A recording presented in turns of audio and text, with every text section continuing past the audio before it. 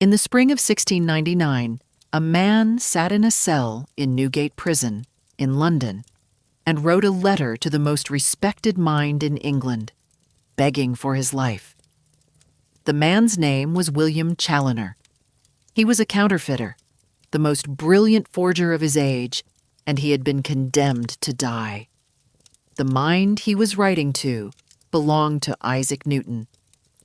Challoner's words were not subtle. He wrote that nobody could save him now except Newton. He called himself a man about to be murdered.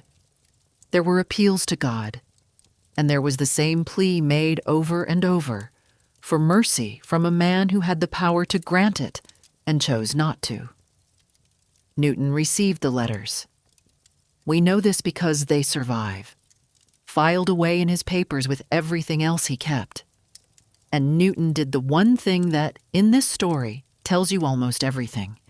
He said nothing. He did not reply. On the 22nd of March, William Challoner was dragged to the gallows at Tyburn, hanged until he was nearly dead, then cut down and disemboweled in front of a crowd, the full punishment for treason against the coin of the realm. The man who built the case against him, who hunted him through the taverns and prisons of London for the better part of 2 years, who ran the interrogations and gathered the witnesses and signed off on the evidence, was the same man you were taught to picture sitting quietly under an apple tree, watching the fruit fall, dreaming up the law of gravity. That is the problem with Isaac Newton. The version of him you know is real, and it is also a mask. Almost everyone can tell you the famous things.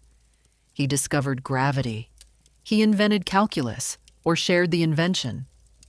Those 3 laws of motion he gave us still run through every bridge we cross and every rocket we launch. He was the towering genius of the scientific revolution, the man who, more than any other, taught the human race to read the universe as a system of cold, knowable law. Alexander Pope wrote his epitaph, and it has stuck for 300 years. Nature and nature's laws lay hid in night. God said, "Let Newton be," and all was light. But the light is the part everyone can see. This story is about the dark behind it, because the man who wrote those laws spent more of his life and more of his words on secrets he hid from almost everyone he knew. He wrote roughly 1 million words trying to turn base metal into gold. More than 1 million more went into decoding the Bible for hidden prophecies, including a date for the end of the world. Privately, he rejected one of the central doctrines of the Christian Church, a belief that, had it been exposed, could have destroyed his career, and worse. He was capable of a cold, patient hatred that could run for decades, and he ruined more than one rival who had the bad luck to cross him. There was at least one complete mental collapse. There was a fortune lost in a stock market panic that he, of all people, should have seen coming. And when he died, he left behind a box of papers so strange that his own heirs decided most of it could never be published, and it stayed locked away and unread for more than 200 years. When those papers were finally opened in the 20th century, the man who read the most disturbing of them said something that has haunted Newton's scholarship ever since. He said that Newton was not the first scientist of the age of reason. He was the last of the magicians. So this is the question the whole story turns on. How could one man be both the founder of modern science, the supreme symbol of human reason, and at the same time a secret heretic, an obsessive alchemist, and a vengeful hunter who could send men to the gallows without blinking?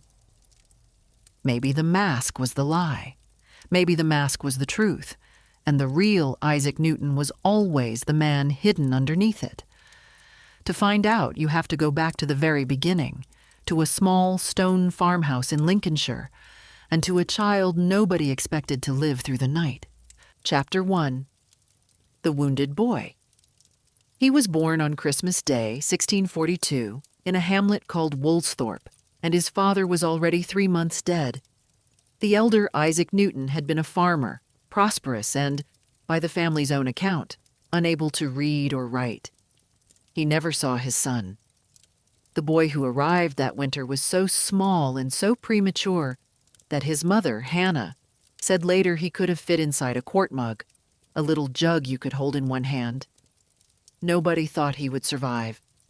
He survived for 84 years, and he never forgot how the world had treated him on the way. When Isaac was 3, his mother remarried. The new husband was a wealthy clergyman named Barnabas Smith, a man in his 60s who wanted Hannah but had no interest in raising another man's child. So, a bargain was struck. Hannah went to live with Smith in the next village. Isaac stayed behind at Woolsthorpe, handed over to his grandmother. For most of his early childhood, he was, in every way that mattered to a small boy, an orphan with 2 living parents. His mother was close enough to visit and far enough to be gone. She had 3 more children with Smith, a full new family, and the boy left behind watched it happen from a distance. We are not guessing about how this felt to him, because Newton told us in his own coded handwriting. As a young man at university, he kept a private notebook, and in it, he made a list of his sins, dozens of them, written out in a personal shorthand so that no one else could read them. Most are the small guilt of a religious boy, eating an apple in church, making a pie on a Sunday, robbing his mother's box of plums and sugar, punching his sister, and then, sitting in the middle of that list of childish failings, there is a single line that stops you cold. He confessed to threatening his stepfather and his mother, his words, to burn them and the house over them. A boy who fantasizes about burning his mother alive in her new home is a boy who has been wounded somewhere very deep. That wound did not heal. It set. The historian who studied these papers most closely came to believe that the whole shape of Newton's character grew out of these early years. The need to win, the inability to forgive, a reflex to hide his true self behind a coded shorthand only he could read, and above all, suspicion. For the rest of his life, Newton would assume that the people around him were against him, and he would arm himself accordingly. A version of his early biography even claims he never trusted any woman again, having learned at 3 years old that the one woman who was supposed to be his could be bought away by a man with money. You can already see the temper in the schoolboy. Sent to grammar school in the town of Grantham, he was, at first, a poor and inattentive student. Then a bigger boy kicked him in the stomach. Newton's response was not to cry or to back down. He challenged the bully to a fight, beat him, and then, not satisfied with that, set out to beat him at school too. He climbed to the top of the class and stayed there. The pattern was there from the start. Hurt him, and he would not get angry and move on. He would get even, and he would keep getting even long after anyone else would have stopped. In Grantham, he lodged not with family, but in the house of an apothecary named William Clark, a man who mixed medicines and kept a back room full of chemicals and powders and strange-smelling substances. It is almost certainly there, surrounded by jars and recipes, that Newton first caught the chemical fascination that would later become his greatest secret. And it is there, too, that we get the one fragile hint of romance in his entire life. Biographers point to a young woman in or around the Clark household, a girl Newton was said to be fond of in those school years. Nothing came of it. The attachment, if it was one, faded into friendship and then into nothing, and across 84 years it remained the only such story anyone could tell about him. He never married. He may never have so much as courted another woman seriously again. The boy who built things with his hands found people far harder to hold. And build things he did. He filled his hours not with friends, but with mechanisms he could control. Most of what we know about this comes from memories that a friend named William Stukeley gathered around Grantham in the months right after Newton died, talking to the old people who still remembered the strange boy. So we should hold the details a little loosely. But the picture they paint is consistent and unforgettable. He carved sundials, dozens of them, and drove pegs into the walls and rooftops to mark where the shadows fell, until the household could read the hour off his handiwork. When a new windmill went up near the town, he built a working model of it and powered his version with a live mouse on a little treadmill, a mouse he reportedly called the miller, kept running by a grain of corn, set just out of its reach. There was a small cart he could sit in and drive by, turning a crank, and a water clock built from a wooden box that dripped its way through the day and kept good enough time that the family he lodged with actually used it. He cut paper into folding lanterns to light his walk to school on black winter mornings, and on dark nights he tied those lanterns to the tails of his kites and sent them up over the fields, where the country people saw the lights drifting in the sky and were frightened, certain they were looking at a comet. The walls of his room he covered with charcoal drawings, birds and beasts and ships and faces and geometrical figures, all framed by his own hand. Everything that is coming is already visible in that boy. The solitude, the instinct to build small worlds he could govern completely, down to the mouse and the shadow and the falling drop of water.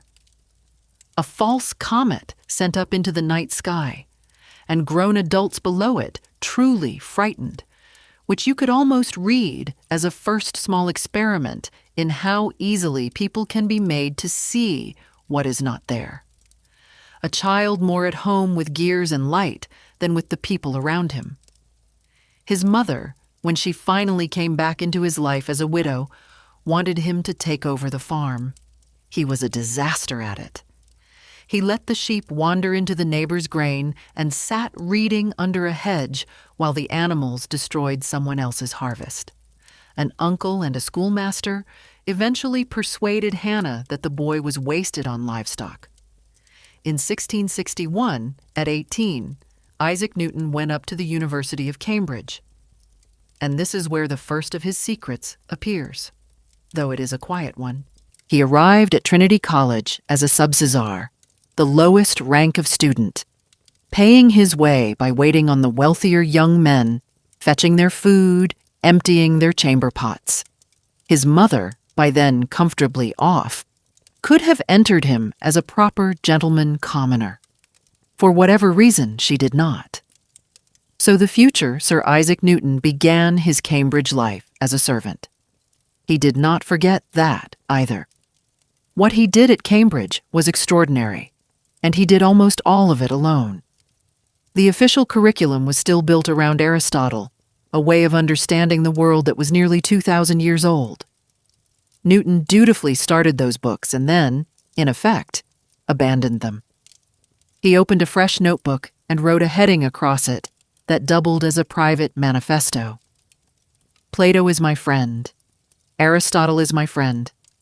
But my best friend is truth. Then he began teaching himself the most advanced mathematics and natural philosophy in Europe, reading Descartes, reading the new astronomers, working through problems his own professors could not have set him. His tutors thought he was a mediocre student. They had no idea what was happening in front of them, because Newton, true to form, told them nothing. The most important intellectual life in the university was unfolding in private, in a notebook, in a hand that gave nothing away. Chapter 2. The year the world shut down. Then the world shut down, and it made him. In 1665, plague came to England. the same merciless sickness that had stalked Europe for centuries. It tore through London that summer and autumn with horrifying speed, killing tens of thousands, by some counts close to 100,000 people, nearly a quarter of the city, faster than the living could bury the dead. Red crosses went up on the doors of the infected, carts rolled through the streets at night collecting bodies, and the universities, terrified of the contagion, simply closed. Cambridge sent its students home and locked its gates. Newton went back to the quiet farmhouse at Woolsthorpe, the same house he had once threatened to burn, and there, while the country outside was dying, more or less by himself, over roughly 18 months, he did the work that would have made any one of 3 or 4 different men immortal. He developed the mathematics we now call calculus, his private tool for describing how things change from one instant to the next, which he called the method of fluxions. He worked out a general way to handle infinite series, a piece of mathematics so powerful that one historian called it among the most significant in the entire subject. Then he took a glass prism and passed a beam of sunlight through it, and proved something nobody had understood before, that white light is not pure and simple, but is made of all the colors mixed together, and that the prism merely separates what was always there. And he began to think about the force that holds the moon in its path around the earth, and to suspect that it might be the very same force that pulls an apple to the ground. The calculus deserves a moment of its own, because it is the invention that quietly runs almost everything around you, and most people who use the word could not say what it does. The problem it solves is an old and deep one. Ordinary arithmetic is good at things that hold still. 2 plus 2, the area of a square. But the real world does not hold still. A falling apple is not moving at one speed, it is speeding up every instant. A planet does not travel in a tidy circle at a steady pace, it races and slows as it swings around the sun. The old mathematics had no clean way to grip a thing that was changing in every single moment. Newton's calculus did. It was a method for slicing change into infinitely small instants and adding them back up, so you could pin down exactly how fast something was moving at one precise point in time, or work out the total distance covered by something whose speed was changing the whole way. It let you do mathematics on motion itself. Once you can do that, the modern world becomes possible.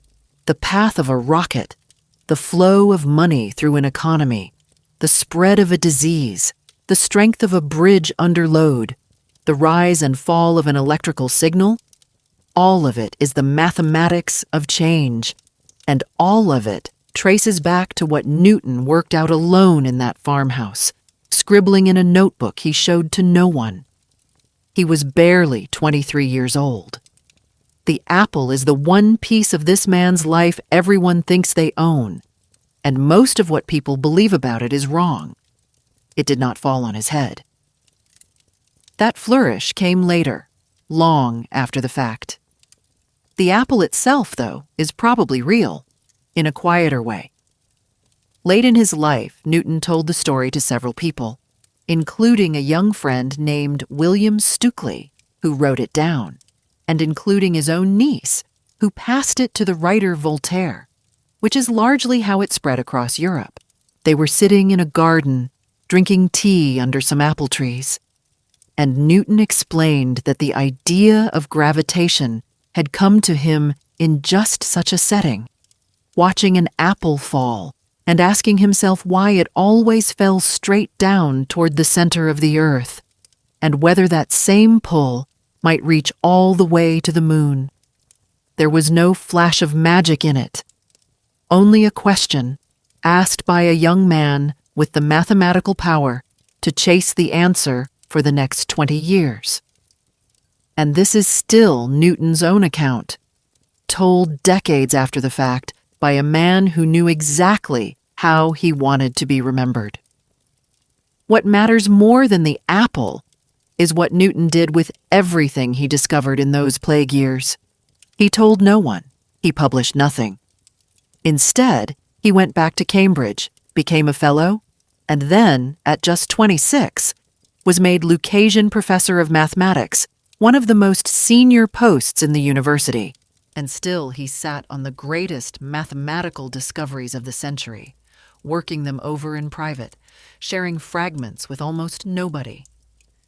This is the habit that will define him and very nearly cost him. Newton's instinct, always, was to hide, to keep the work locked in a notebook, in a box, in a code. That secrecy, which the closest readers of his life trace back to the wounded child shielding himself from his mother, had become the working method of a genius. Chapter 3. Light and the First Enemy. What finally pulled some of it into the open was a machine. Newton built a new kind of telescope, a small reflecting telescope that used a curved mirror instead of lenses, far more compact and powerful for its size than anything else of its kind. It was clever, it was beautiful, and it got the attention of the Royal Society, the most important scientific body in England. They were impressed. So Newton, encouraged, sent them a paper, the first thing he ever published on his discovery about light and color. To prove that color was a real, fixed property of light and not something the glass created, he had designed a careful demonstration he called the crucial experiment. He let a prism split sunlight into its band of colors, then took a single color, a single beam of red or blue, and passed it through a second prism. If the prism truly manufactured color, the second one should have changed it again. It did not. The red stayed red. The blue stayed blue. The colors were not made by the glass. They were already there in the white light, and no amount of further bending could alter them. It was elegant and decisive, the kind of clean experimental proof that should have settled the matter and crowned a young career. The careful prism work was the public face of his curiosity about light. In private, a few years earlier, his methods had been frightening. As a young man chasing the same questions, Newton turned his own body into the laboratory. To test whether the colors and patterns we see come from the light itself or from something inside the eye, he took a bodkin, a long, blunt needle of the kind used for threading ribbon, and slid it into the socket between his eyeball and the bone, pressing on the back of his own eye to see what colored circles the pressure would produce. He recorded the results coolly in his notebook, complete with a diagram. On another occasion, he stared with one eye at the sun, reflected in a mirror, for as long as he could bear it, to study the colored after-images that swam across his vision afterward. He nearly ruined his sight and had to shut himself away in a dark room for days until it recovered. He came within an inch of blinding himself in pursuit of an answer. It is the same reckless abandon, the same willingness to risk the body for the secret, that would later have him tasting metals at the alchemical furnace. The mind that the world admired for its cold control was, when it scented a truth, capable of an almost alarming disregard for the man who carried it. And that is when he learned a lesson that would poison him for the rest of his life. The Royal Society had a man whose job was to test and comment on new work, a brilliant and prickly experimenter named Robert Hooke. Hooke read Newton's paper on light and was not impressed. He criticized it. He suggested that the important parts were things he, Hooke, had already shown years earlier. The criticism itself was ordinary. This is what scientists do. But Newton experienced it the way the boy in Grantham had experienced a kick in the stomach. He fired back furious letters, writing that he had made himself a slave to philosophy and wanted nothing more to do with the public business of science. Then he withdrew, sulking, into Cambridge. And for years he refused to publish, refused to engage, and nursed a hatred of Robert Hooke that would last until Hooke was in his grave and beyond. It is during this feud that we get the single most famous sentence ever attributed to Newton, and it may not mean what you think.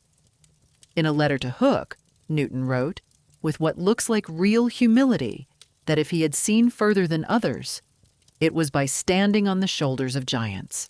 For centuries, that line was quoted as the perfect expression of a great man's modesty, his graceful acknowledgement that he built on those who came before. But some historians have read it very differently, and once you hear the other reading, it is hard to unhear. Robert Hooke was a slight man, stooped and bent by a curvature of the spine. He was, by every surviving description, no one's image of a giant. So when Newton tells this particular man in the middle of a bitter quarrel that he has climbed on the shoulders of giants to see further, the compliment may carry a hidden blade, a private insult aimed straight at Hooke's body. We cannot prove it. Newton and Hooke had been on better terms earlier, and the phrase itself was an old one he did not invent. But knowing what we now know about how Newton treated the people who crossed him, the innocent reading is no longer the obvious one. Chapter 4. The Years Underground. For nearly a decade after that, Newton mostly disappeared from public science. The world assumed he had little more to give. The world was wrong. He had simply gone underground, into work he considered far too dangerous to show anyone. We will come back to what he was really doing in those years, because it is the heart of his secret life. But first, the work that made him a legend had to be dragged out of him, and the man who dragged it out was an astronomer named Edmund Halley. Something happened in those underground years that belongs in this story, because it reaches all the way back to the wound at the start of it. In 1679, word came that his mother was gravely ill. This was the same Hannah who had left him at 3, who had raised another man's children while he was farmed out to his grandmother, the mother whose new home the boy had once fantasized about burning to the ground. Newton came home to Woolsthorpe, and he did not send for servants or stand at a distance. He nursed her himself. By the accounts that survive, he sat up through the nights with her, tended her through the worst of the fever, did the close and unpleasant work of caring for a dying body with his own hands. It was not enough. She died that June. Whatever had been broken between them across all those years, at the very end, the most withdrawn man of his age would not let his mother die without him in the room. He buried her near his father, in the country churchyard close to the house where he was born. It is the kind of gesture that tells you something the equations never could. Chapter 5. The System of the World. In 1684, Halley came to Cambridge with a question that the best minds in London had been arguing over and could not solve. If the force pulling the planets toward the sun grew weaker with the square of the distance, what shape would a planet's path be? Halley asked Newton. Newton answered, immediately and almost carelessly, that it would be an ellipse, an oval. Halley was stunned. How did he know? Because, Newton said, he had calculated it. When Halley asked to see the calculation, Newton went rummaging through his papers and could not find it, and promised to work it out again and send it on.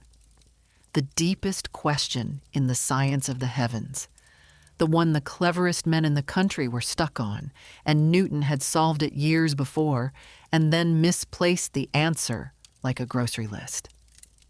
Halley understood what he was looking at, and he did something history should thank him for. He coaxed Newton and paid out of his own pocket to bring the work into the world.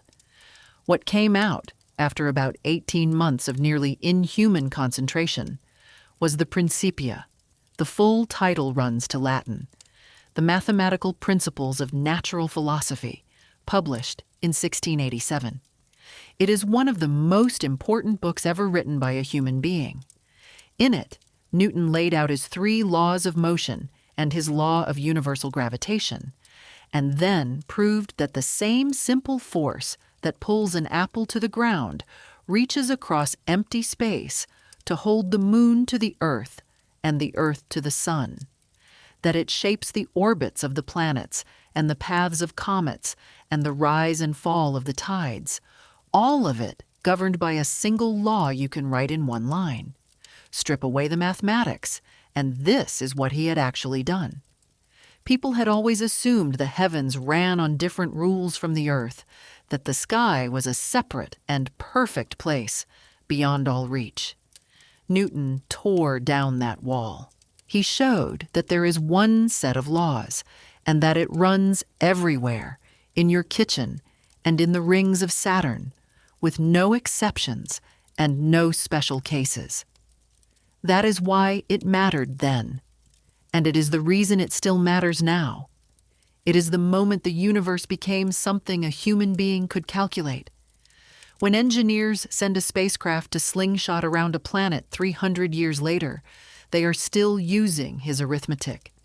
And it came from a man who could barely stand to be in the same room as his rivals. Those 3 laws are simpler than their reputation, and the simplicity is the genius. The first law is the one most people half remember. A thing that is moving keeps moving in a straight line at the same speed, and a thing that is still stays still unless some force pushes on it. That sounds obvious now. It was not obvious then. For 2,000 years, the smartest people alive had believed that moving things naturally slow down and stop, because that is what we see happen to a rolling ball or a thrown stone. Newton saw past the appearance to the rule underneath. The ball stops because friction and air are pushing back on it. Take those away, out in the emptiness of space, and the ball would simply go forever. The moon is, in a sense, a ball that has been rolling for 4.5 billion years without anything to stop it. Push something, and the second law tells you what happens. The harder you push, the faster it speeds up, and the heavier the thing is, the harder you have to push to get the same result. Anyone who has tried to shove a stalled car knows the second law in their shoulders before they ever see it on a page. Newton turned that everyday feeling into an exact equation, so that for the first time you could put a number on it, predict it, and build with it. The strangest of the 3 is also the one that runs the modern world. For every push, there is an equal push back the other way. When you step off a small boat onto a dock, the boat slides away behind you because the same shove that sent you forward sent the boat back. A rocket rises into the sky on exactly this principle. It throws burning gas downward with tremendous force, and the gas throws the rocket upward with the same force. Every spacecraft that has ever left this planet left it on the back of a law that a plague-bound young man worked out in a farmhouse in Lincolnshire. And then Newton did the thing that no one before him had dared. He took these rules, which he had tested on falling apples and swinging pendulums and rolling balls here on the ground, and he aimed them at the sky. The comets were the proof that silenced the doubters. A bright comet had blazed across European skies in 1680, and most people, educated and otherwise, still half believed comets were omens, signs from God of plague or the death of kings, objects that came from nowhere and obeyed no rule. Newton calculated its path using nothing but his laws and showed that it was no omen at all. It was a lump of matter falling around the sun on a precise, predictable curve, on a schedule you could write down. His friend Edmund Halley took the same method, looked at the records of comets seen in years past, and realized that several of them were the same object coming back again and again on a long loop. He predicted it would return decades later. It did, in 1758, long after both men were dead, and we still call it Halley's Comet. A thing that had terrified humanity for all of recorded history had been turned into a train arriving on time. The tides were the other quiet triumph. Sailors had always known the seas rose and fell, and many had guessed it had something to do with the moon, but nobody could say how. Newton could. The moon's gravity, the same pull that held it in its orbit, was tugging on the oceans of the earth, heaping the water up on the side facing it. The mystery of why the sea breathes twice a day became a line of arithmetic. This is what people mean when they say Newton unified the heavens and the earth. He took the falling apple, the orbiting moon, the returning comet, and the breathing tide. 4 things that no one had ever imagined were connected, and showed they were all the same single fact, wearing different clothes. To feel how revolutionary this was, you have to know what it replaced. The most fashionable explanation of the heavens in Newton's day belonged to the French philosopher René Descartes, and it was a beautiful picture. Descartes imagined that all of space was filled with an invisible fluid, and that this fluid was churning in great whirlpools, vast cosmic whirlpools that swept the planets around the sun, the way a current carries a leaf downstream. It felt intuitive. It gave you something to picture, something pushing the planets along. Most educated people on the continent had accepted it. Newton took that picture apart with mathematics. He showed that if the planets were really being carried by whirlpools of fluid, their motions would not match what astronomers actually measured in the sky. And he aimed his sharpest objection at the comets, those wanderers that go slicing through the heavens at steep angles in every direction, cutting clean across where the orderly whirlpools were supposed to be spinning. No system of vortices could survive a comet plunging through it the wrong way. So Newton swept the whirlpools out of the sky entirely and left behind something far stranger and far emptier. Space was mostly nothing at all, a vacuum, and across that, nothing and invisible force reached out and held everything in place. He even named his great book in deliberate echo of Descartes, as if to plant a flag on the ground his rival had once held. The most comforting picture of the cosmos was gone, and in its place stood a void governed by a single silent law. There is one more thing Newton put into the Principia, in a section he added to a later edition, and it tells you that even at the height of his powers as a physicist, he was never only a physicist. Asked what gravity actually was, what caused this invisible pull across empty space, Newton refused to guess. He wrote, in Latin, a phrase that became famous in its own right, hypotheses non fingo. I do not feign hypotheses. He would describe how gravity behaved, with total precision, but he would not pretend to know its cause.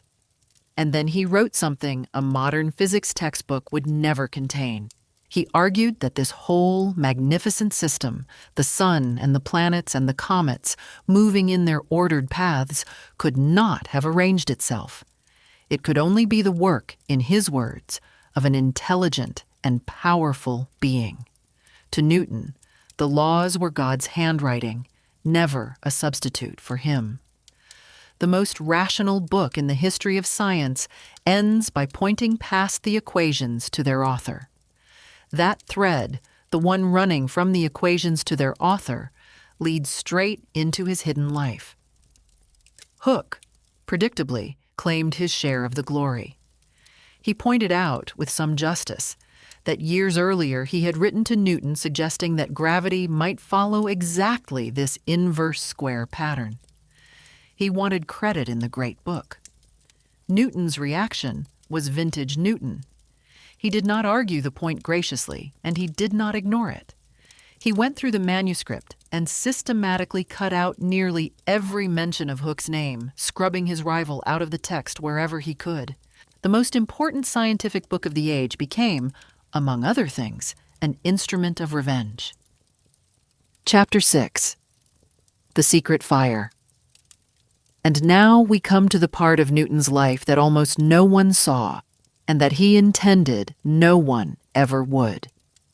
Because while he was building his public reputation as the cold, rational master of the universe, he was spending his nights doing something that the rational master of the universe was not supposed to do at all. He was practicing alchemy. Not as some idle hobby, either. Newton built furnaces in his rooms at Trinity and kept fires burning for days and weeks on end. He ground and heated and dissolved metals, chasing the old dream of the alchemists, the transformation of base matter into gold, and the discovery of the philosopher's stone, the legendary substance that could perfect any metal and, some believed, grant long life. He filled notebook after notebook with recipes written in the dense, deliberately obscure code of the alchemical tradition, full of green lions and royal weddings and a mysterious living mercury the alchemists called Sophic mercury. When historians later counted, they found that Newton had written something on the order of 1,000,000 words on alchemy. 1,000,000. That is more than he ever published on physics. The founder of modern science poured a decade and more of his nights into a pursuit we now think of as the opposite of science, and he did it in near total secrecy. We have a witness to what those years looked like from the inside, and his account is one of the most precious things in the whole record. For about 5 years in the 1680s, the years Newton was writing the Principia, he kept an assistant, a young man named Humphrey Newton, no relation, who lived alongside him and copied out the great book in his own hand before it went to the printer. Decades later, after Newton was dead and famous, Humphrey wrote down what he remembered, and the portrait is unforgettable. He described a man so consumed by his work that he seemed to grudge the time it took to eat and sleep. Newton rarely went to bed before 2 or 3 in the morning, sometimes not until 5 or 6, and slept only 4 or 5 hours. In spring and autumn, he would shut himself in his laboratory for weeks at a stretch, the fire under the furnace scarcely going out night or day, with Humphrey sitting up one night and Newton the next, so the experiments were never left unwatched. What the experiments were for, the young man admitted, he could never work out, but the sheer intensity of them made him think his master was reaching for something beyond ordinary human knowledge. The small details are the ones that linger. The old woman who cleaned his chambers would sometimes find his dinner and his supper sitting untouched because he had forgotten to eat them. When an idea struck him in the garden, he would stop dead, turn around, run up the stairs, and start writing standing at his desk without taking the time to pull up a chair. On the rare days he meant to go to the dining hall, he would sometimes wander out into the street by mistake, stand there a moment in confusion, and head back to his room. He went about, when he bothered to dress at all, with his shoes trodden down at the heels and his stockings untied, and his hair barely combed. And in 5 years of living beside him, Humphrey said, he saw the man laugh exactly once. It happened when Newton had lent a friend a copy of Euclid, the ancient book of geometry, and asked him how he was getting on with it. The friend asked what possible use such a study could ever be to him in life. And at that, and only that, Isaac Newton laughed. He did not even sign this work under his own name. Instead, he used a pseudonym, a Latin alias he built as an anagram of the Latin form of Isaac Newton, Isaacus Newtonus. Rearrange those letters, and they spell Jova Sanctus Unus, which means, roughly, Jehovah, the one holy God. It is a small thing, a private little word game in the corner of a manuscript, and it carries two of his deepest secrets at once. It shows a man who thought of his alchemical search as something sacred, almost priestly, and it smuggles in a phrase, "one holy God," that is also a quiet declaration of the most dangerous belief he held, which we will come to in a moment. Why hide the alchemy at all? Part of the answer is simple self-protection. Alchemy carried more than a whiff of disrepute. For much of English history, it had been illegal, banned by an old law because a man who could supposedly make gold could also wreck the nation's money supply. The ban was lifted only in 1689, and even then, the taint remained. But the deeper reason for the secrecy is stranger and more revealing. Newton genuinely believed that he was uncovering knowledge so powerful and so sacred that it could not be loosed on an unworthy world. When his great contemporary Robert Boyle, the man often called the father of chemistry, published a hint about how to make the special mercury at the heart of the work, Newton was alarmed. He wrote to the Secretary of the Royal Society, urging that Boyle be kept to what he called high silence on the matter. To him, the secrets of the universe were real and dangerous, and meant only for the few who could be trusted with them. He thought of himself as one of those few. There was a whole world view underneath this, and it is the key to understanding the man.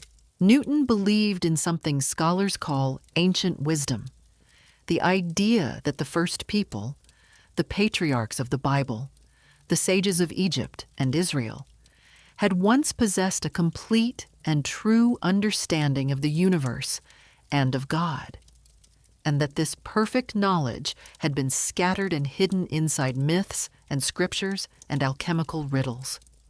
To his mind, he was recovering something old rather than inventing something new, decoding it, restoring a truth that had been deliberately concealed by the ancients so that only the worthy could find it again. To us, the physics looks like science and the alchemy looks like superstition, two completely different activities. To Newton, they were a single search for the hidden forces and the lost knowledge that God had woven into creation itself.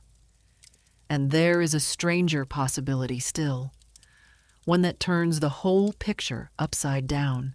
The mysterious pull of gravity, acting invisibly across empty space, with nothing connecting the apple to the earth or the earth to the sun, was, to many of his contemporaries, almost an occult idea, a kind of action at a distance that looked suspiciously like magic. Some scholars now argue that Newton was only willing to imagine such a force, only able to accept that bodies could reach across a vacuum and grip one another, because his years inside the alchemical tradition had trained his mind to think in exactly those terms, of invisible powers of attraction and repulsion built into matter itself.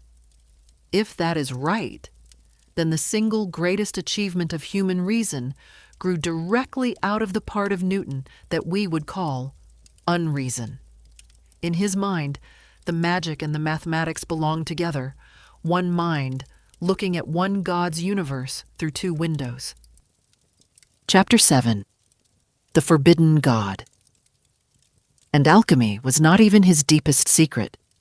There was something he guarded more carefully still, because this one was not merely embarrassing. This one was heresy, and in his England, heresy could end you. Newton studied the Bible the way he studied everything else, obsessively, in private, and with the full force of his intellect. He learned Hebrew. He compared ancient manuscripts. To him, Scripture was a coded text that, properly decoded, would reveal the true history of the world and the true nature of God. He wrote well over 1 million words on theology, by some estimates more than on physics and alchemy combined. He tried to reconstruct the exact dimensions and layout of the Temple of Solomon, drawing detailed floor plans of a building that had been destroyed thousands of years earlier, convinced that its sacred architecture encoded knowledge about the structure of the cosmos and the very timeline of history. And he spent years on a project that sounds almost impossible to believe of the most rigorous mind of his age. He set out to rewrite the entire chronology of the ancient world. He decided that the accepted timeline of human history, the one inherited from the Greeks and the Egyptians, was bloated with myth and exaggeration, that whole civilizations had been made to seem far older than they really were. So he tore it down and rebuilt it. He capped the length of ancient reigns to what he thought a natural human generation allowed. He treated the heroes of Greek mythology, the centaur Chiron, Jason, and the crew of the Argo, as real historical people who had really lived. To pin down the dates, he even used astronomy, working out the timing of the legendary voyage of the Argonauts from his calculations about how the heavens slowly shift over the centuries. He argued that King Solomon was the earliest true king in all of history, and that the temple was the first great building ever raised, with every other temple in every other culture a later copy. The result, published only after his death, ran to some 85,000 words, and it set the foundation of human history in a place no other scholar would follow him to. The greatest scientist alive had aimed the full machinery of his mind at the deep past, and produced a history almost no one else could accept. And the conclusion he reached, slowly and certainly, at the center of all this labor, was one he could never say out loud. Newton came to believe that the doctrine of the Holy Trinity, the teaching that God, the Father, the Son, and the Holy Spirit are three persons in one being, was a corruption, a lie inserted into Christianity centuries after Christ by a church that had fallen away from the truth. He believed that Jesus was divine, but subordinate to God the Father, not God's equal, a position the early church had condemned as the heresy of a man named Arius more than 1,000 years earlier. In other words, the most famous member of the Church of England, a fellow of a Cambridge college founded on Holy Trinity itself, privately did not believe in the Trinity at all. One God, holy and alone. The same phrase he had hidden inside the anagram of his own name.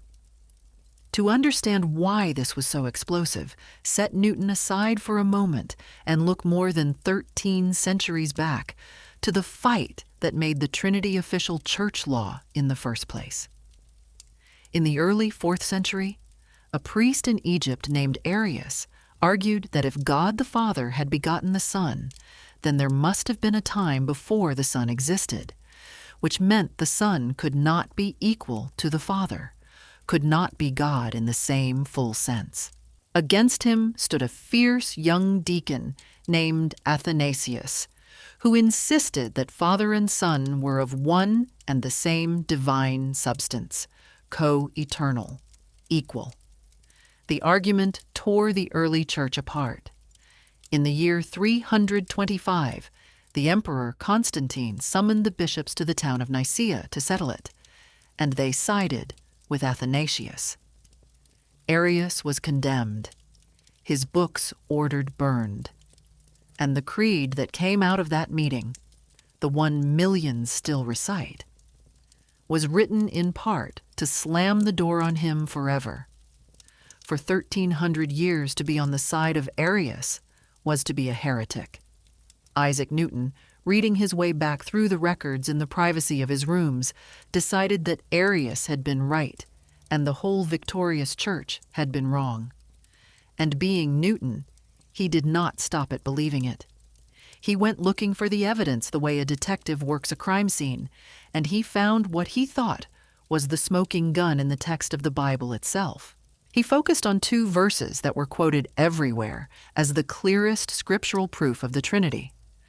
One was a line in the first letter of John that names the Father, the Word, and the Holy Spirit, and says these three are one. The other was a verse in the first letter to Timothy that, in the Common Version, said that God was made manifest in the flesh. Newton compared the oldest Greek manuscripts he could trace against the later ones, and he built a meticulous case that these crucial words were not original at all. They had been slipped in, he argued, by churchmen in the 4th and 5th centuries during the very fight against Arius, to manufacture proof for a doctrine the earliest scriptures never contained. He laid it all out in a long, careful treatise and sent it to John Locke in 1690, framed as a letter to a friend, running to some 25,000 words of forensic textual analysis. He thought the holiest book in his civilization had been tampered with to win a theological war, and he believed he could prove the tampering line by line. Denying the Trinity was a crime against both church and state. It could cost a man his position and his liberty, and in the wrong decade, his life. Every fellow at Trinity was normally required to be ordained as a priest in the Anglican Church. Newton, who could not in good conscience swear to a doctrine he thought was false, faced ruin. He got out of it by a hair, securing a special royal exemption in 1675 that let him keep his professorship without taking holy orders. The official reason given was technical. The real reason, which he could never state, was that ordination would have forced him to publicly affirm a belief he had privately decided was a fraud. So he hid it. For more than half a century, the man the nation revered as a kind of secular saint sat at the center of English intellectual and religious life, carrying a secret that, exposed, would have branded him a dangerous heretic. And then his nerve failed him over that very treatise he had sent to Locke. Even having written it, even having armed his friend with the evidence, he could not go through with it. When he heard that a Latin translation might appear in print on the continent, he scrambled to stop it. And the work stayed unpublished until 1754, 27 years after he was in his grave. He showed his theological notebooks to no one. He read his Bible until it was worn soft from handling, hunting for the hidden architecture of God's plan, and he kept the most important conclusions of his entire inner life behind lock and code. The public Newton and the private Newton were, on the deepest questions a person can ask, two different men. Chapter 8. The Mind That Broke. Carrying all of that, the alchemy, the heresy, the rage, the decades of work done alone in the dark, it is perhaps no surprise that at some point the structure cracked. In 1693, Isaac Newton lost his mind. The collapse had a context, and the context was a relationship unlike any other in Newton's life. In his late 40s, he had become extraordinarily close to a young Swiss mathematician named Nicolas Fatio de Duillier. Fatio was clever and devoted, and Newton, who kept almost everyone at arm's length, let him in. The letters between them in the early 1690s have an intensity that has fascinated and puzzled biographers ever since. Newton wanted Fatio near him. He talked of supporting him, of bringing him to live in Cambridge. People have speculated endlessly about what this relationship was, and the honest answer is that we do not know, and that there is no firm evidence either way. What we do know is that the intense closeness between them did not last, and that within a few years Fatio had drifted out of Newton's orbit. Exactly when and why the warmth cooled, the surviving record does not make clear. A few months later, two of Newton's oldest friends received letters that frightened them badly. To the diarist Samuel Pepys, Newton wrote that he was in deep trouble, that he had not eaten or slept well in a year, that he could not see Pepys or any of his friends anymore, and that he wanted only to be left quietly alone. To John Locke, he wrote something stranger and crueler. He accused Locke of trying to entangle him with women, and confessed that when he had heard Locke was ill, he had thought it would be better if Locke were dead. There was nothing in these letters of the calm philosopher of the Principia. They were the letters of a man in the grip of paranoia, convinced that his closest friends were conspiring against him. By his own account, he had gone 5 nights without sleeping at all. He had lost his grip on what was real.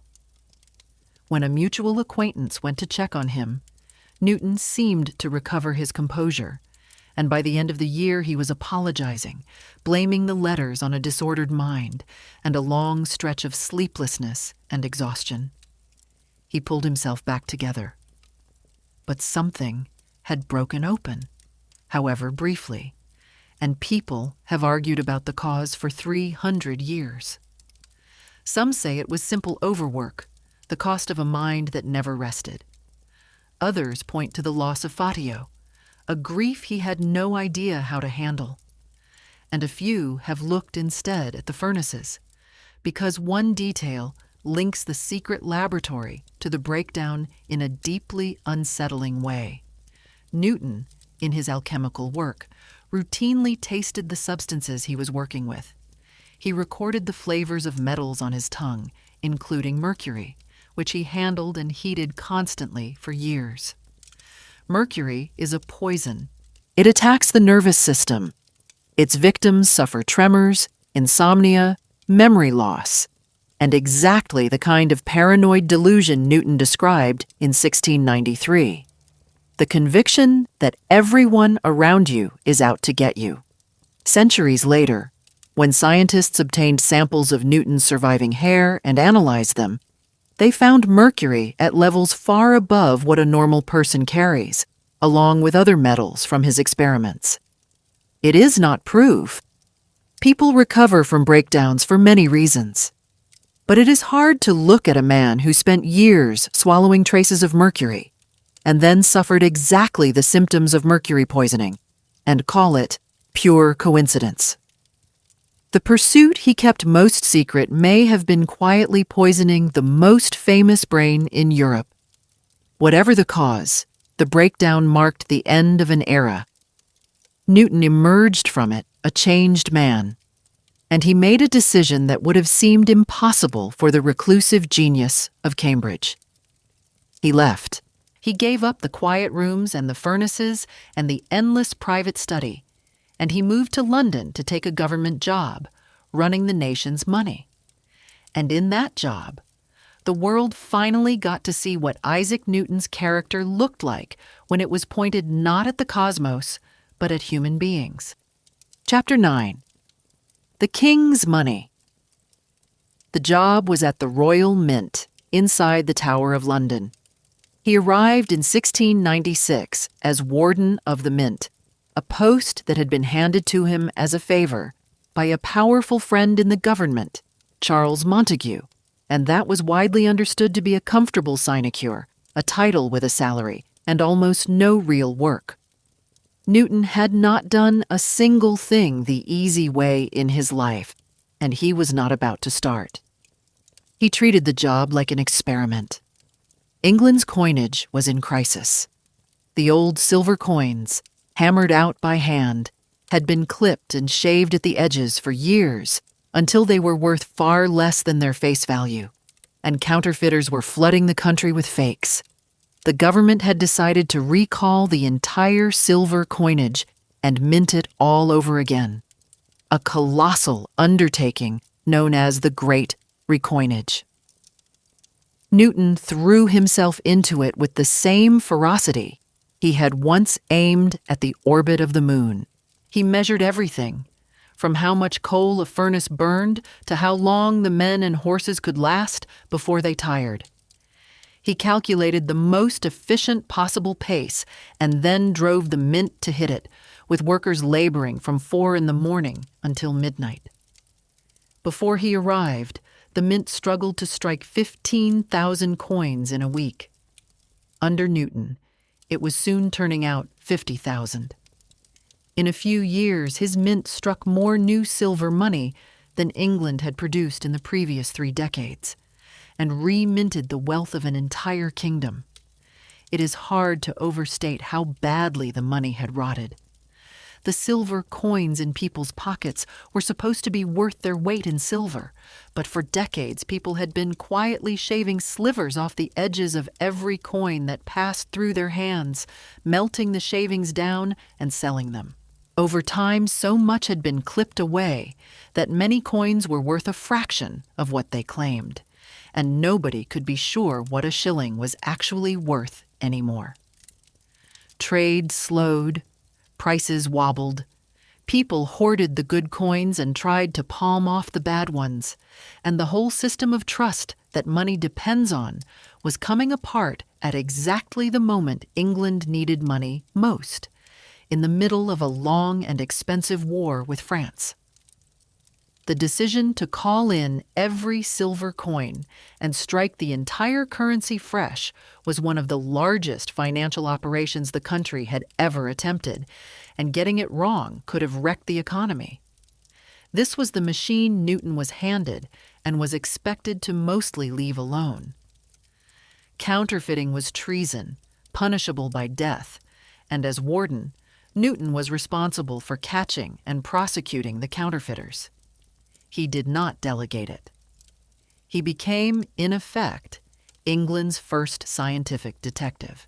To do it, he had himself made a justice of the peace across the home counties so he could arrest and interrogate suspects directly. He built a network of informants and spies in the criminal underworld. He went, by several accounts, into the worst taverns and prisons of London in disguise, gathering evidence with his own hands.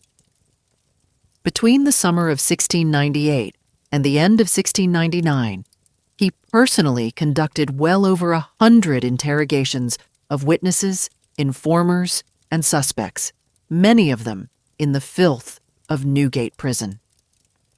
He built case after case with the precision of a man assembling a mathematical proof, and he sent the men at the end of those proofs to be hanged. He won convictions against around 24 counterfeiters, most of whom went to the gallows. Which brings us back to where this whole story began, to William Challoner. Challoner was the most audacious counterfeiter of the age, a self-made criminal who had clawed his way from poverty to a gentleman's house in Knightsbridge on the proceeds of fake coins. He was clever, and he was bold enough to attack Newton in public, appearing before a committee of Parliament to suggest that the mint itself was incompetent and corrupt, and even angling for a position that would have given him access to its machinery so he could rob it from the inside. It was a serious mistake. Newton, the boy who climbed to the top of his class to spite a bully, the man who cut his rival out of the greatest book of the age, did not forgive and did not forget. He spent months building an unbreakable case, tracking down every witness Challoner had ever dealt with, chasing one fleeing informer's ship captain and even the captain's wife to lock the evidence into place. When the trial came in 1699, Challoner tried everything, denouncing witnesses, feigning madness, hunting for any legal technicality that might save him. The jury convicted him of high treason in short order. And then came the letters from the cell, the pleading, the desperation. Nobody can save me but you. And then, from Newton, the silence that we started with. There is a temptation to imagine Newton enjoying it, and some have written it that way. But the documents do not actually tell us what he felt. They only tell us what he did, which was nothing. He let the law take its course, and on a March morning, the cleverest forger in England went to the gallows still shouting to the crowd that he was being murdered, while the man who had hunted him got on with running the mint. Newton was promoted to Master of the Mint later that same year. He accepted the post on Christmas Day, which was his 57th birthday. He held it for the rest of his life, and it made him rich, far richer than science ever could have. Chapter 10. The Niece and the Lord. The move to London changed more than Newton's finances. It changed his whole way of living, and it pulled into his orbit the one person who would bring real warmth and real scandal into the household of the man who never married. Her name was Catherine Barton. She was his half-sister's daughter, his niece, young, beautiful, quick-witted, and by every account one of the most charming women in London society. Sometime after Newton settled in the city, she came to live with him and keep his house, and she lit up his austere world in a way nothing else did. The poet Jonathan Swift knew her and admired her. And there survives one short letter from Newton to her, written while she was ill with smallpox, that is so tender it barely sounds like the same man. He asks her to write and tell him how her face is, whether the fever is leaving her, and signs himself her loving uncle. From the man who wished his own mother's house would burn, that is something close to love. But Catherine Barton came with a complication, and it sat right at the center of Newton's career. Charles Montague, later Lord Halifax, was the powerful politician who had given Newton the mint job in the first place. After Montague's wife died, Catherine became, in the careful phrasing of the records, the superintendent of his household, and almost certainly his mistress. London gossip ran wild. A satirist of the day put a thinly disguised version of her into a scandalous book. And when Halifax died, his will revealed the depth of the connection, leaving Catherine a small fortune in money and jewels, in terms that spoke openly of his long love and affection for her and the happiness he had found in her company. The decorous biographers of the next century nearly choked trying to explain it away. Voltaire, never one to miss a barb, drew the obvious and cynical conclusion. He joked that Newton's fluxions and his gravity would have done him no good at all without a pretty niece, suggesting that Newton owed his comfortable government post to Catherine's charms working on Halifax. Voltaire was almost certainly wrong about the timing. Montague appointed Newton to the Mint in 1696, and the evidence suggests Catherine only came to London and met him after that, not before. The patronage came first, the relationship second. But the cleaner truth underneath the gossip is its own kind of revelation about Newton. Here was a man famous for the strictest possible personal conduct, who tolerated year after year an arrangement under his own roof and around his own patron that scandalized the city, and who never let it cool his friendship with Halifax for a moment. The cold, unworldly genius was, when it suited his interests, perfectly capable of looking the other way. Chapter 11. The Throne of Science. There were more rewards to come, and more enemies to crush. In 1703, Robert Hooke died, and within months, Newton was elected president of the Royal Society, the very body where Hooke had once humiliated him. He would rule it for nearly a quarter of a century, an absolute monarch over English science. And it is no accident at all that the year after Hooke died, Newton finally published his great second book, Optics, the full account of his work on light, the work he and Hooke had first quarreled about more than 30 years earlier. He had been sitting on much of it for decades. He published it only when the one man who might have stood up and contradicted him in person was safely in the ground. That is patience of a very particular kind. That is a grudge nursed across an entire human lifetime, paid off the moment the enemy could no longer answer back. And the book was worth the wait, whatever the motives behind its timing. Optics gathered together a lifetime of patient experiment with light, and unlike the Principia, which was written in forbidding Latin and dense mathematics. He wrote it in plain English, so that any educated reader could follow the experiments step by step. In it, he laid out how white light divides into the colors and recombines, how a prism bends each color by its own fixed amount, and how thin films like a soap bubble throw off their shifting rings of color, the patterns we still call Newton's rings. He argued that light itself was made of tiny particles, streaming in straight lines, a theory that would dominate for a century, before later physicists showed light also behaves like a wave, and then, stranger still, that it is somehow both at once. But the most revealing part of the book came at the very end. There, the man who in the Principia had refused to guess at causes, who had sworn he framed no hypotheses, let himself go. He added a series of open questions he called the queries, dozens of them, where he speculated freely about the deepest workings of nature, about light and matter and force and the structure of the world, even about God. It was as if the most guarded mind of the age had finally cracked open a window and let the world glimpse, just for a moment, the restless metaphysical hunger that drove everything underneath. Those queries set the agenda for physics for the next 100 years. That rule had another side, and it shows a different face of the same man.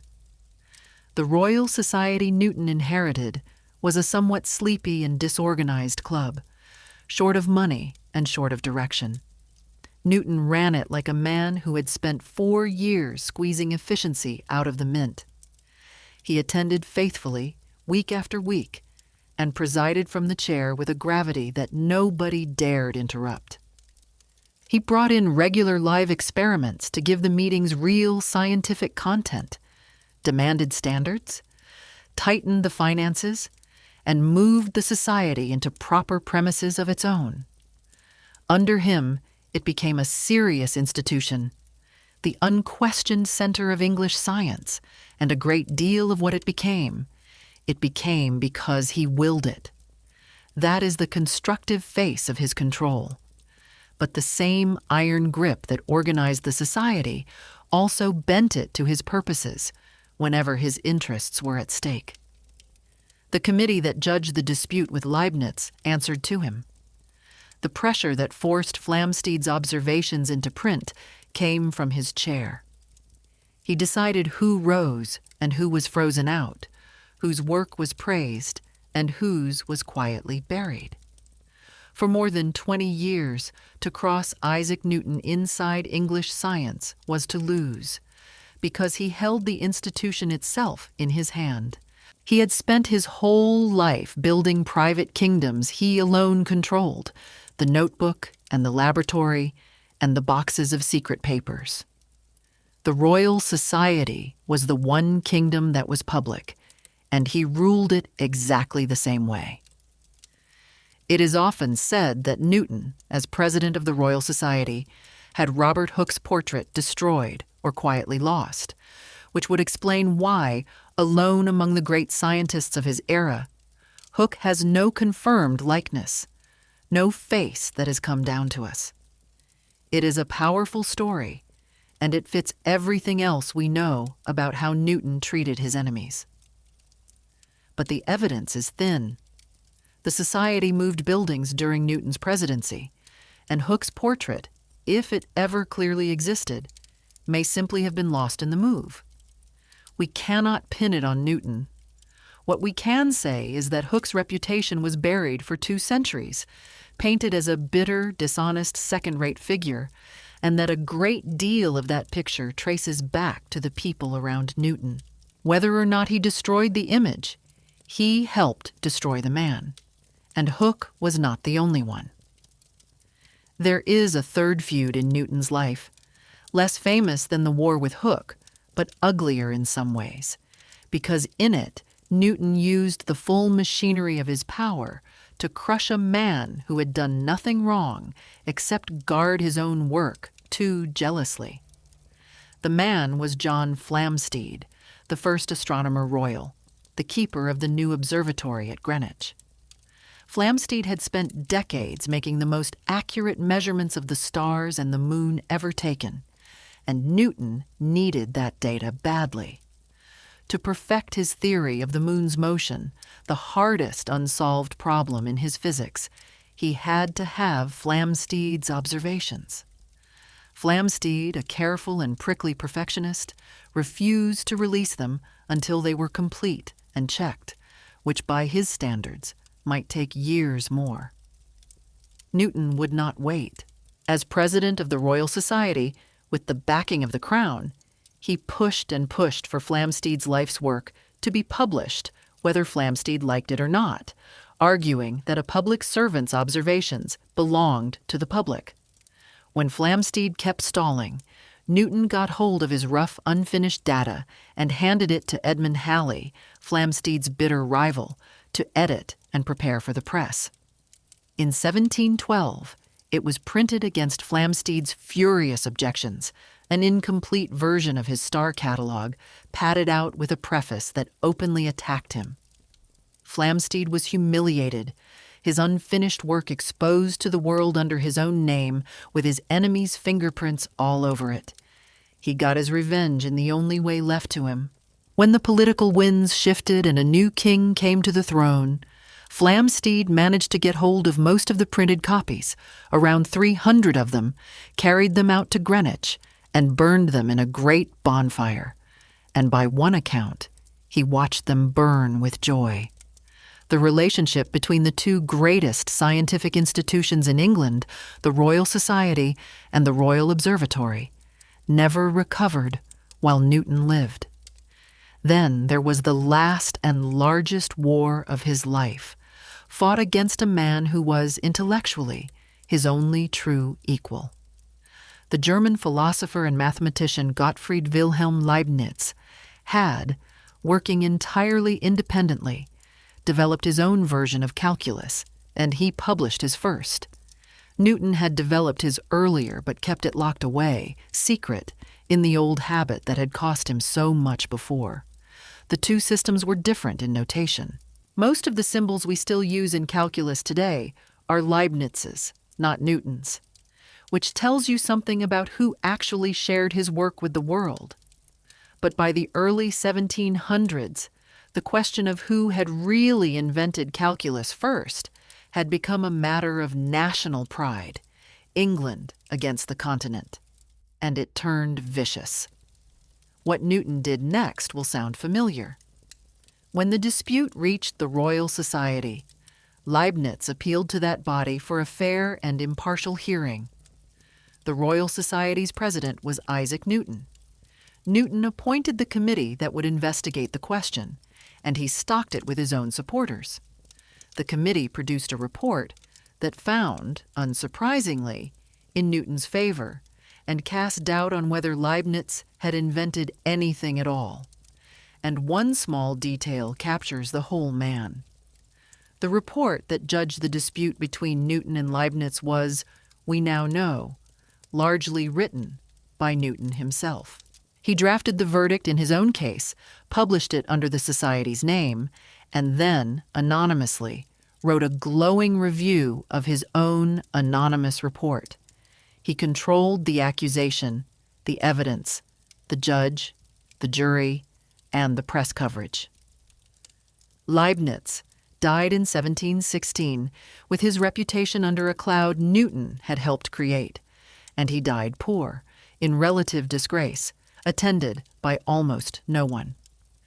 Newton was later reported to have said that he had taken great satisfaction in breaking Leibniz's heart. The pattern runs across the whole life. Look at the boy who beat the bully, and then beat him again at school for good measure. Years on, the young man scrubbed Hooke out of the Principia and waited for him to die before publishing Optics. The warden hunted Challoner to the gallows and let his letters go unanswered. And as president, he forced Flamsteed's life's work into print against the man's will, then rigged the trial of Leibniz and reviewed his own verdict in the press. None of this is a run of bad luck or isolated temper. It is one consistent person, a man for whom being right was never enough.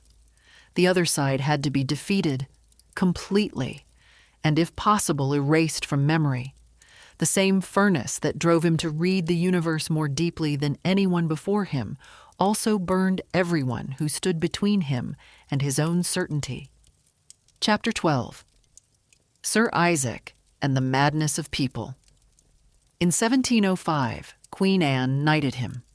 He became Sir Isaac Newton, and it is the title history remembers him by. The knighthood, like the mint job before it, was tangled up in politics. It came while Newton was standing for Parliament, and it was at least as much a calculated political maneuver by his party as a reward for science. As for his actual career in Parliament, the story most often told is that he sat through it nearly silent, and that the one and only time he rose to speak, it was to ask an usher to close a window because he felt a draft. The anecdote may be too good to be entirely true, but it has survived precisely because it fits him. He had no gift for the rough, persuasive business of public life. His genius lived in solitude. The scale of the transformation is staggering. The boy had been born in a modest stone farmhouse that brought in perhaps 30 pounds a year. The man now lived in fine houses in fashionable London, kept a carriage and servants, dined off silver, and presided over the nation's money and its science from the heart of its capital. His half-niece ran his household and his social life, and his table drew the most distinguished visitors in Europe, who came to London partly to see him the way they might come to see a cathedral. He sat for the greatest portrait painter of the age, Godfrey Kneller, more than once, and the images show a man with a long, severe face and a great fall of white hair, the very picture of authority. He had kept most of his own teeth into old age, never needed spectacles for reading, and stayed sharp almost to the end. When he died, he left an estate worth something like 30,000 pounds, a colossal fortune for the time. And most of it came from the salary and the perquisites of running the mint rather than from any book of physics. The penniless servant had become one of the wealthiest and most honored men in the kingdom, and he had done it on his own terms, owing nothing to the mother who had left him or the world that had nearly overlooked him. And there is a strangeness at the heart of all that grandeur. The richer and more celebrated he became, the more time he poured into the secret work that none of his admirers ever saw. The visitors who came to pay homage to the great natural philosopher had no idea that upstairs, in the boxes and the notebooks, sat 1,000,000 words on alchemy and a heretic's case against the central doctrine of their church, and a set of calculations predicting the end of the world. The mask was no single false face slipped on for one occasion. It was a whole life, lived in full public view, built so that the realest part of him would never be seen. By now the mask was complete. The poor sub-Caesar who had once emptied other men's chamber pots was a knight, the master of the mint, the president of the Royal Society, the most celebrated thinker in Europe, entertained by visiting scholars as one of the great sights of London. The world saw the sage of reason, the calm monarch of the age of light. And then, late in his life, the calm monarch did something that proved he was as human and as fallible as anyone he had ever ruled over. In 1720, England went mad for money. A venture called the South Sea Company, which had been set up partly to manage the national debt, saw its shares begin to climb on a wave of hype and greed, and the climb became a frenzy, one of the first great stock market bubbles in history. Everyone was buying. Fortunes seemed to appear out of nothing. It is hard, looking back, to convey how completely the country lost its head. As the South Sea price climbed, A fever spread through London that swept up dukes and shopkeepers alike. People who had never owned a share in their lives borrowed money, sold property, and poured it all into the rising market. And around the great bubble, a swarm of smaller ones bloomed. Dozens of new companies floated overnight on nothing but promises, each one offering instant riches to anyone who would buy in. Some of the schemes were so vague they bordered on comedy, ventures that promised enormous profit while declining to say what the business actually was, and people lined up to hand over their money anyway. It had the logic of a chain letter and the energy of a religious revival. For a few intoxicating months, it seemed as though the normal rules of arithmetic had been suspended, and wealth could simply be conjured out of confidence. But Newton was no naive bystander here. He was a wealthy, and until this point, a shrewd and careful investor, with money spread sensibly across government bonds and solid companies. He had bought South Sea shares early, watched them rise, sensed the froth, and sold near the top for a handsome profit while his head was still clear. He should have walked away. He did not. Instead, he watched the price keep climbing after he sold, watched other men he knew growing richer by the week on the very stock he had abandoned, and the regret ate at him. So he went back in.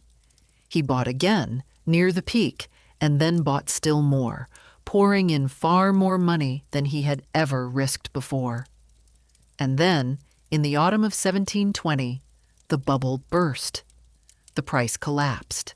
The fortunes that had appeared out of nothing vanished back into nothing, and Newton went down with the crowd. By the reckoning of his own family, he lost around £20,000, a staggering sum, the kind of money that in today's terms could run into the millions. The greatest calculating mind on earth, the man who had weighed the planets, had been ruined by simple human greed and the fear of being left behind. His niece reported that afterward he could not bear to hear the South Sea Company so much as mentioned in his presence. And she preserved the line that has outlived the whole affair, the rueful confession of a man face to face with the one system he could not solve. He could calculate the motions of the heavenly bodies, he is said to have remarked, but not the madness of people. The quote comes to us secondhand, through his family, and may have been polished in the telling. But true or not in its exact words, it is true to the moment.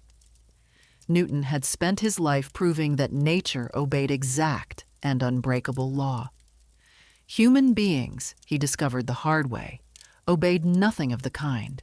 Chapter 13. The End of the World. Through all of these years, the public triumphs and the private humiliation, the secret work never stopped.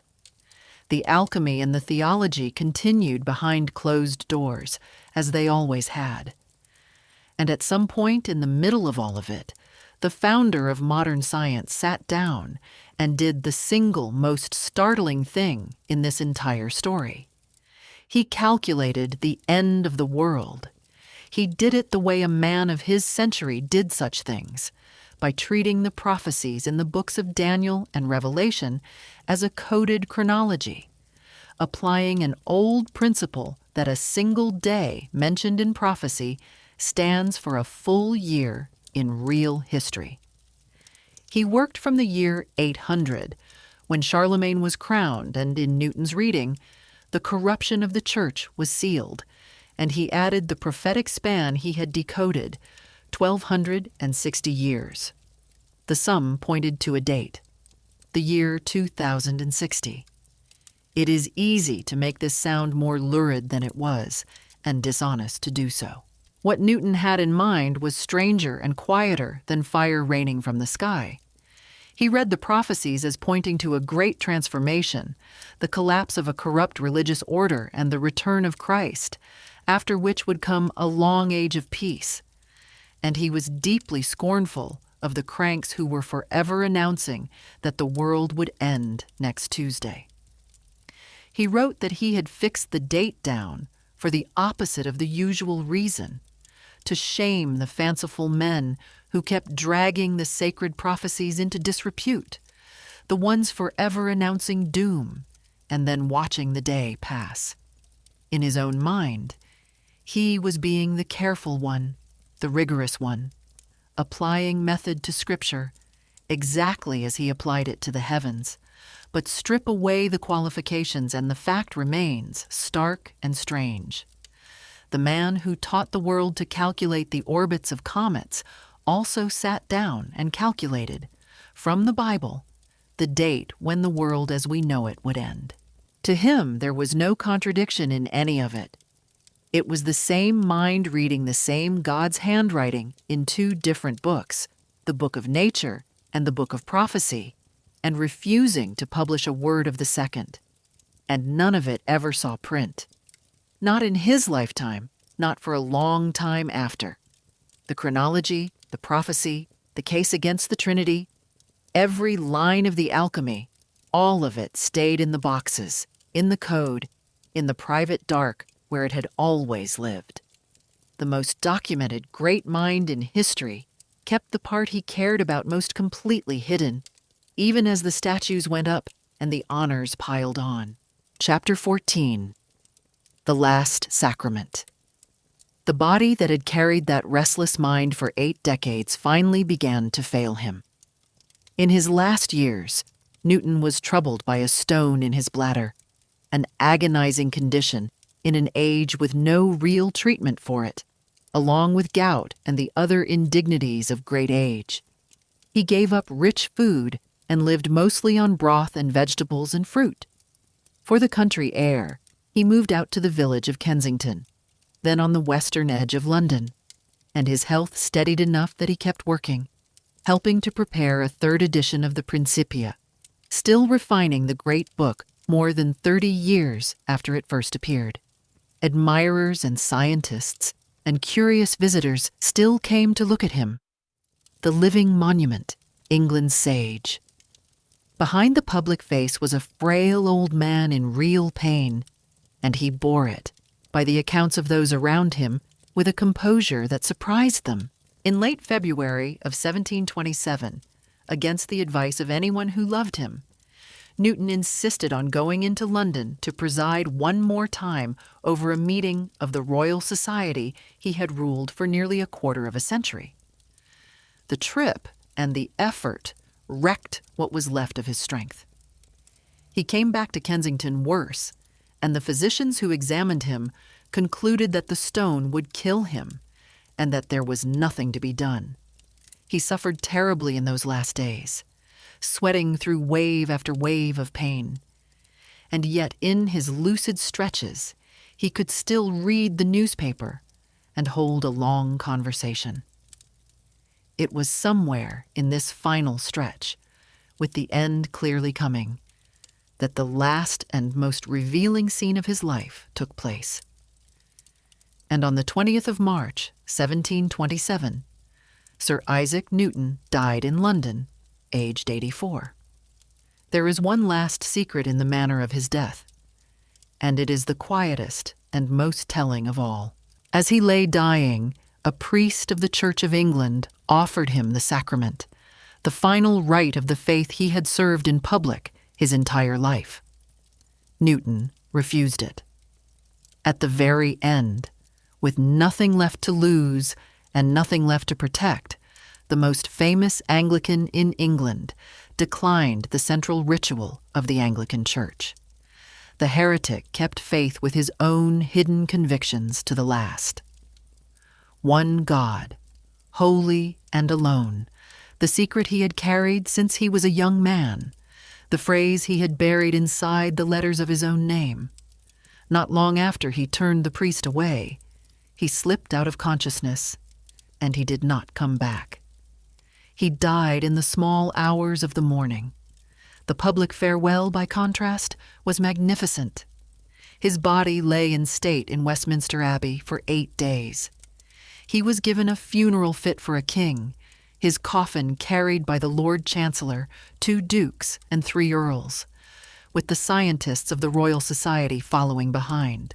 He was the first scientist ever buried there, laid in time among kings and poets.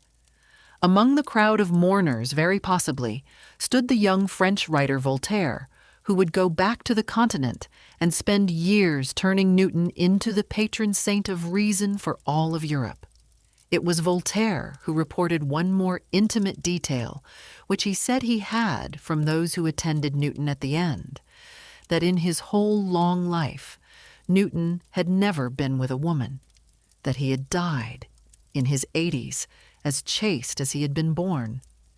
We cannot verify it. It comes secondhand, from a man with a flair for the memorable line. But it fits the shape of the life. The boy who let almost no one close, who armored himself against the world and poured every drop of passion he had into the furnace and the prophecy and the war, keeping the rest locked away. And it was that public Newton, the marble apostle of reason, who conquered the 18th century. Voltaire was as good as his word. Back in France, he wrote glowing accounts of Newton's physics for readers who had grown up on a rival French system and had never taken the Englishman seriously, and in 1738, he published a popular guide to Newton's ideas that did more than almost anything to carry them across the Channel. But Voltaire did not do it alone, and the collaborator who made it possible is one of the great half-forgotten figures of the story. Her name was Émilie du Châtelet, a French marquise and a formidable mathematician in her own right, Voltaire's lover and his intellectual partner for years. While he popularized Newton in plain language, she did the harder thing.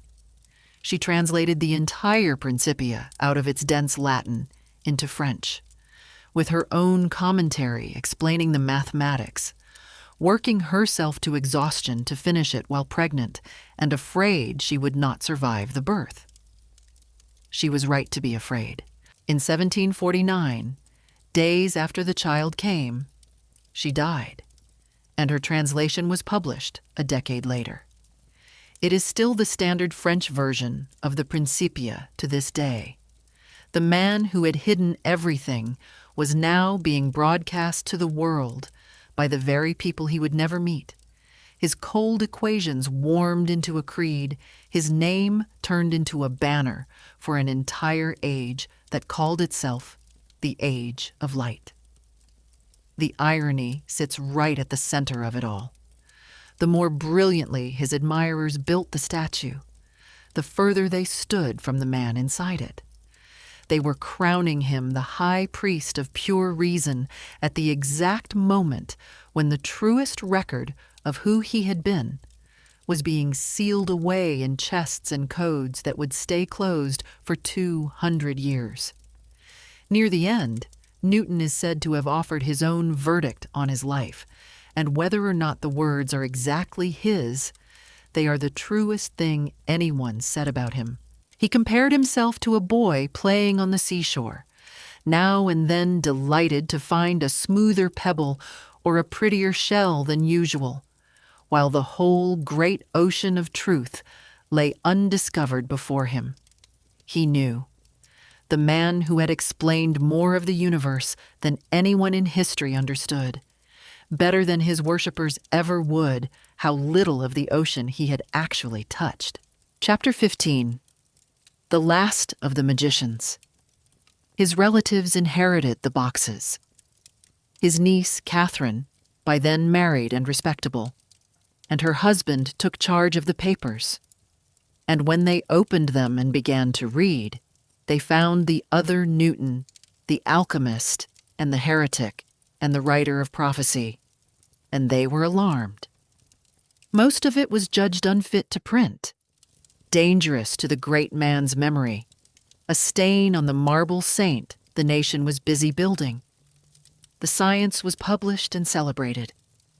The rest was held back, locked in family chests, sold off in pieces, scattered into private collections, and left to gather dust for the better part of 2 centuries while the world built its statue of the rational genius, never knowing what was sitting in the vault. The legend hardened over the real man like amber. Sir Isaac Newton, founder of reason, the apple, the laws, the light. The suppression started the moment he was dead.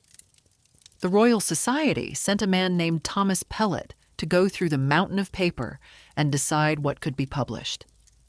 Pellet worked his way through the alchemy and the theology and the chronology, and across manuscript after manuscript, he wrote the same dismissive verdict in his own hand: not fit to be printed.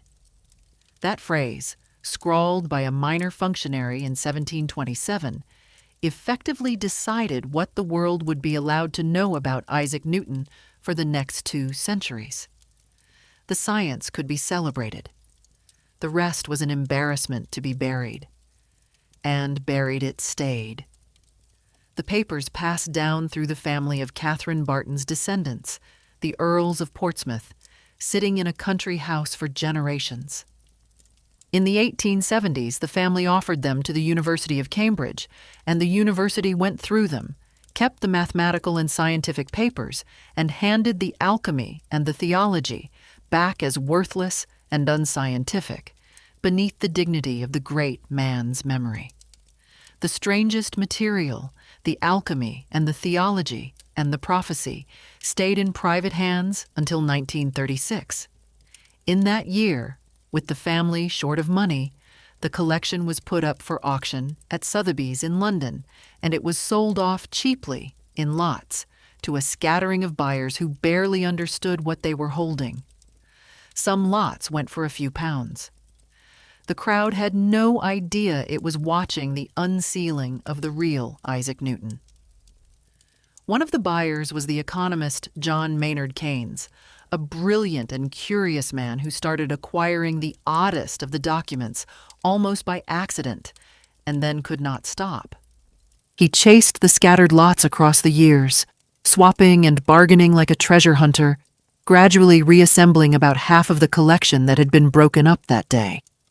And he sat down and read what no admirer of the rational Newton had ever wanted to read: the alchemical recipes, the apocalyptic calculations, the heretical theology.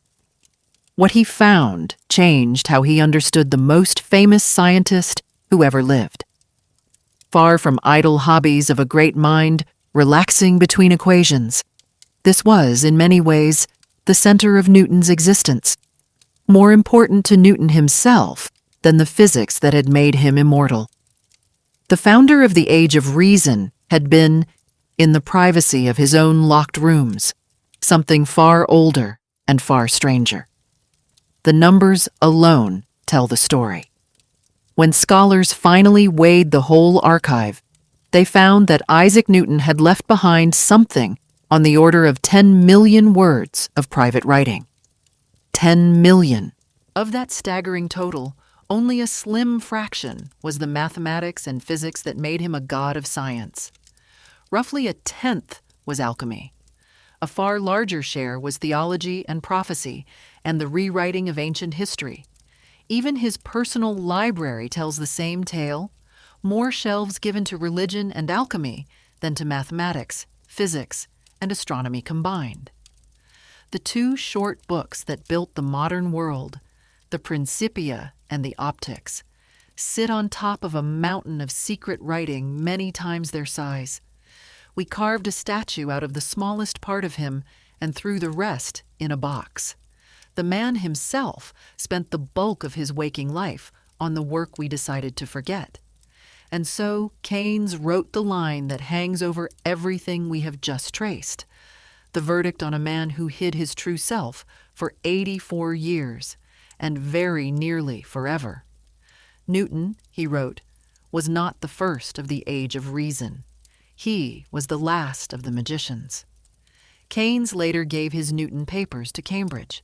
The other great buyer was a biblical scholar and collector named Abraham Yehuda, who gathered up much of the religious material, the very heart of Newton's secret theology. Even then, the prejudice held. When Yehuda's collection was offered to Harvard during the Second World War, it was turned down, with one scholar reportedly dismissing the papers as silly religious writings, irrelevant to the real Newton.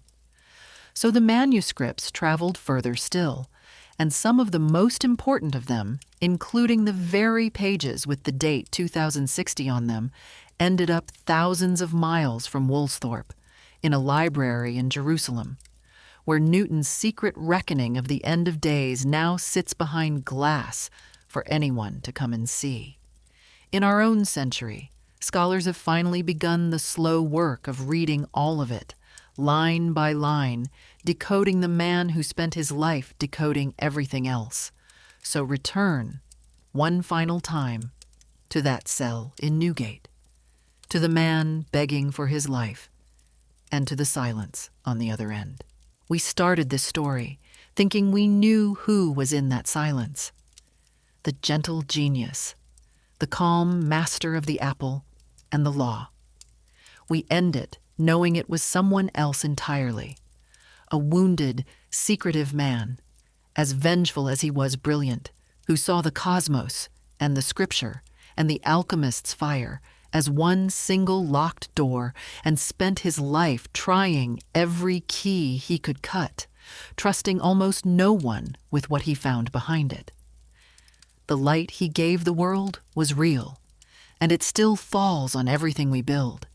He simply never let anyone see what it cost him, or what he was burning, alone, in the dark, to make it.